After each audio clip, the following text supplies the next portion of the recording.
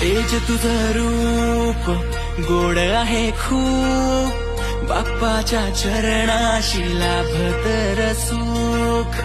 कोणी नाही कोणाचंही, तूच माझं सारं काही, बाप्पाच्या नावाची लागली र भूक. तुझं रूप निराळ मानू कशी हार, माझ्या सोबतीने बस तूच, संकटांचा भार तूच निवार, तुझं असणंच मला खूप.